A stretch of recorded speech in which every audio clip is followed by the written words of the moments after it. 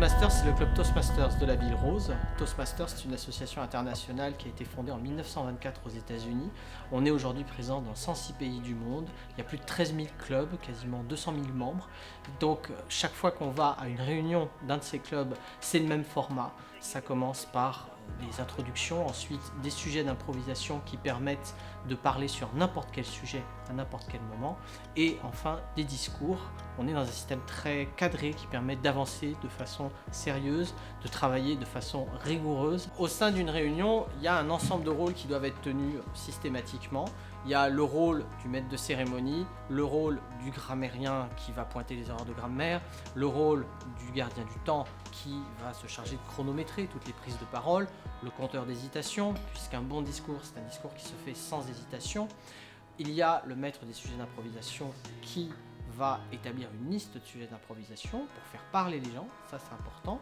Il y a celles et ceux qui font leur discours, on appelle le speaker en anglais, et puis pour permettre à chacun de progresser, il y a les évaluateurs. Toastmasters, ça s'adresse vraiment à n'importe qui, ça s'adresse déjà assez souvent à des gens qui en ont l'utilité dans le cadre de leur travail, mais ça s'adresse aussi, par exemple, des fonctionnaires qui veulent préparer des concours. Nous en avons eu quelques-uns qui sont venus chez nous pour vaincre leur peur de la prise de parole dans des concours où il y a des épreuves orales.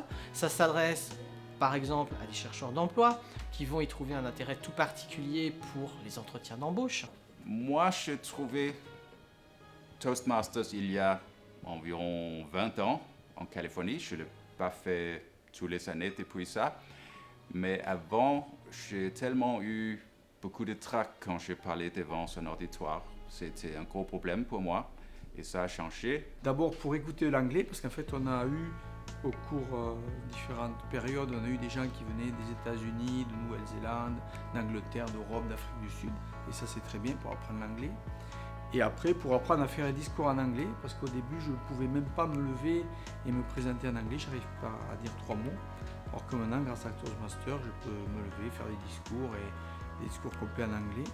Moi, je suis venu au sein de Toastmasters principalement parce que je suis complètement timide. Ça m'a beaucoup appris. Toastmasters m'a donné beaucoup d'énergie à passer devant les gens, à expliquer des sujets. Je vois que certains sujets passent très très bien et que j'ai de moins en moins peur. Et au fur et à mesure, j'ai avancé, j'ai progressé.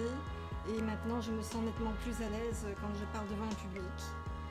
Justement, il faut travailler là-dessus. Donc j'ai fait le choix de rejoindre Toastmasters pour cette raison.